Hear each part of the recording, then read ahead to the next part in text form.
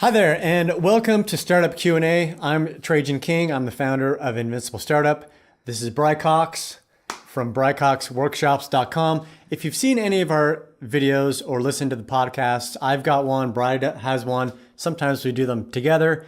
And we just recently recorded our 50th episode. Yeah. Bry has recorded a lot of videos on his website for photographers about how to run their business, how to do better photography. So he's very versed at making videos. Me, not so much. So in this video, in this episode, we want to talk about the things that I've learned in the last 50 episodes and the things that Bry already knows from all of the things that he's done. Because he does this as a career. He made this video, he set up the sound and everything. So he knows a lot about this. So let me just start off on a couple of things I've learned, and then maybe you can add some of the things I'm curious what you've learned. So when we first started, if you're a member of Invincible Startup and you see any of the courses, the first course that we did together was about how to choose a product and validate that product. And I was terrible on camera. No, you were not terrible. You did great. It took some time to get used to it. If you You're go back, better now. I'm better now. That's you true. weren't terrible. That's true. Yeah. If you go back to like episode 3, the first 2 episodes I actually shot on my cell phone because my wife and I were living in Paris, so we just kind of shot on our cell phone. Those mysteriously aren't published anywhere in iTunes because they're so terrible. But if you go back to the earlier episodes, you'll see that I think I changed a little bit each time. So I experimented. So one of the things that I learned is just to experiment and try to get more comfortable in front of the camera. So I did a couple of things. Like at first, I wrote out a whole outline of what I wanted to talk about that I put next to the camera. Then I downloaded an app, a teleprompter app. Oh, yeah. And read off of that. And that kind of, I think, helped me get used to it. But I wanted it to be more natural. So as I got more used to it, I threw away those crutches, which I think you can tell when somebody's reading off a teleprompter. Yeah. Because they're like looking off camera and they're like reading and it's a little bit awkward. It's like next point is this. Yeah, it's just not natural. Yeah. And in video, you want to have that connection. And the same with audio. You want to have that connection like you're talking to the person watching, or if they're listening, you feel like it's natural and you're not reading, like they're not listening to an audiobook. Right. Or something like that. Yeah. The first time I remember I did it was like an interview for television, and they wanted to ask me about my studio, and they were pre-recording it, and then they're going to air it later. And so they had me sit in this chair, and it was all lit, and they had me all mic'd, and I get ready. And this was like many, many years ago. Mm-hmm. And they go, okay, ready, roll. And they go, so what do you think about blah, blah, blah? And I go, well. They go, cut. Okay, don't say, well. I go, oh, okay. The problem is, and then they go, let's try it again. Okay, and then they ask me a different question. And what I realized is that it's better if I can have a little bit of an outline of what I'm going to talk about and not just have it be just completely cold. Because if you ask somebody a real question in real life, they'll go, well, and there's that natural tendency. Right, yeah. And so I look back at some of those older things, and then they end up cutting and making it all work in the end. Mm-hmm. But I think it made me more nervous having them constantly going, cut, redo it, don't say that. Yeah. Yeah, the first time, actually, this is something we switched up when we were doing these episodes. Yeah. Because we used to do a lot of that. We'd film it, and then we didn't like it, or we'd stutter, or something would happen, and we'd start over until we decided to do all of these in one take. Yeah. So I would say from episode like 10 on, everything was in one take. And so knowing mentally that we're doing it all in one take, I think really helps. You know mentally, you're like, well, you're constantly judging. It's like I had that last video on the right brain, the left brain. Yeah. If the left brain's constantly going, is this a good thing that I'm saying? Because if not, I'm going to go back and cut it out. Or we're going to start over again. Yeah, because you have that, you give yourself that option. Yeah. And then because you have that option, you're forcing yourself to be perfect. Yeah. Because you have the option to be perfect, because you can spend all day redoing the video over and over. Yeah. But when you take that away and you decide, I'm going to be natural, I'm going to put mistakes in there, and that's okay. Yeah. It's okay if I stutter, and it's okay if I go off on a tangent or whatever it is. I want to be natural. I prioritize being natural over having it be perfect. Yeah, yeah, I think that's excellent. And then I had another idea, which I totally forgot, which I guess is see how natural we are? Yeah. Oh, I know what I was going to say is I think we'll cut this out later, right? Yeah. And to here. And But I think it's more important, like sometimes I'll have 5 points I want to hit. And I'll think about them on my jog, throughout the day. And then I get here in front of the video and I maybe only hit 4 of the points because I'm doing it off the cuff. Right. And I go, da-da-da, da-da-da. Like even today I had a video I was recording and there was a whole point that I completely missed. I'll just use it on another video. Yeah, but my thought is it's better for me to just be talking to the audience as opposed to having a note and making sure I hit in a more of a robotic way every point.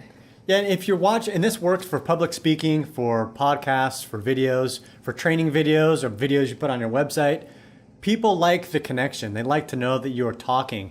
If you take a couple of different speeches, like I was watching a speech over the weekend where somebody was reading off the teleprompter, and it was kind of rote. It was a little bit boring. But then he broke for a minute because he was reading the teleprompter and in his mind he thought, I want to comment about this. I'm going to pause the teleprompter and just talk to the audience. So he paused what he was reading and he talked to the audience for maybe 30 seconds. And then he went back to the teleprompter. And that's probably more interesting. And that part was more interesting just when he broke from the teleprompter and spoke from the heart. And that really connected with me because I knew that he was talking from the heart, telling what he thought rather than the things that he or somebody else had written down for him to say earlier. Excellent. And then as far as any things that I think maybe have changed over the time in terms of content or questions or anything like that, do you think has changed? Yeah, I think it has because I try to make a point, and I know you do too, is of getting feedback from people. Yeah. So I'm always asking not just family and friends, but the audience, the people that watch the video, my community, asking them, what do you think about the topics? What are your questions? And then I ask some people, what do you think about the video? Like I told you before we recorded this, I got some feedback that people really like the white background. Oh, yeah. We've changed out the background a lot of times. This right here is white. So we got feedback from that. So we've mixed it up a little bit, experimented with different questions, different styles, different background. And so I like getting that kind of feedback from people. And then feedback about how I'm doing as a presenter.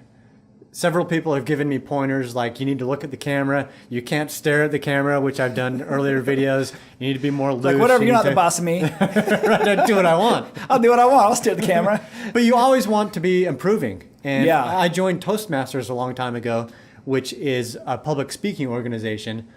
And I think that helped me, and I need to get back there. I haven't been for a long time. But I can say, speaking of Toastmaster, a couple of years ago, we had a birthday party for a friend, and I kind of practiced up because he wanted us to all toast him. Yeah. And I practiced up, and I don't think you did. And Trajan killed it. Trajan was the hit of the whole night. It was, that was a lot of fun. Yeah, but that was before even we were doing videos. That was just you standing up and doing all that. Well, compare that how I did that night, which I think I did pretty well. We had, that was so we had some funny. good laughs. Yeah. But compare that, because that was me being me. I had in my mind bullet points of things I wanted to talk about. Yeah. Versus when we first started doing these videos, I had everything written down. Oh, yeah, so and I phrases. constricted myself. Yeah. And I wasn't allowing myself to be me because I was so nervous about being on camera. Yeah, I wasn't that's comfortable with it. Good point. If there's one tip about doing a podcast or making videos, I would say to just do it. To just start and practice. And you'll get better and better as you go, just like anything else. And then join Toastmasters, because that's really good for helping you organize your thoughts and your speech and to cut out some of the ums and ahs and wells and stuff like that, because they really help you with that. I agree. Yeah. Right. Any last thoughts? No, I think that covers it. I actually have sometimes clients call me, before I'm shooting these kind of videos, and I give them the same kind of advice. Like I just had one, they wanted to do 40-minute videos, but they also wanted to do some little ads for their 40-minute videos. Mm-hmm. And I was like, look, don't come in here and just wing it. Practice in front of the mirror. Make sure, and then don't use your notes when you come. Then just come and just do it. Yeah. Like make sure that you know how to hit every point, and you know how you're going to transition, and just at least practice that a little bit. Yeah, I would agree for the I said we do this never very been naturally. Yeah, they've never been done on it, and all in front of the camera. And what I don't want them is they're like, well, I'll bring my notes. I'm like, no. Practice it a few times, read it through, just like you're giving a talk in church or in business or in anything else. And then just come here, and then with no notes, just talk to the camera. Just nail it.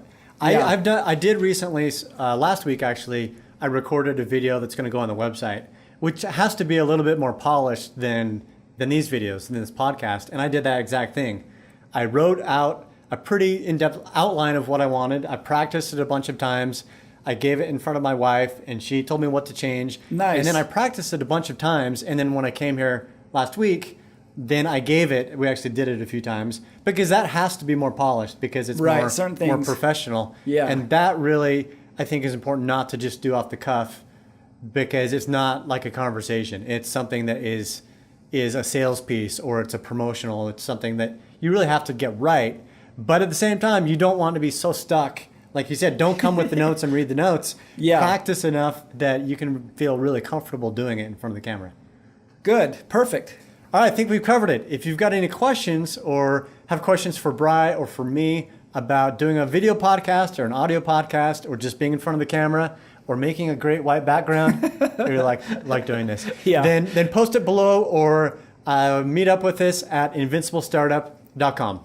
All right, and my website as well. I'm going to add this. Yeah, go ahead. In case if you're still on America, my website, BryCoxWORKSHOPS, BryCoxWORKSHOPS.com. All right. If you want to know about how to make these videos, how Yeah. to make them professional, how to do the right sound, how to do the lighting, all that, then check out Bry's website. All right. Until next time, America. And the rest of the world. Thanks. Ciao. I like that.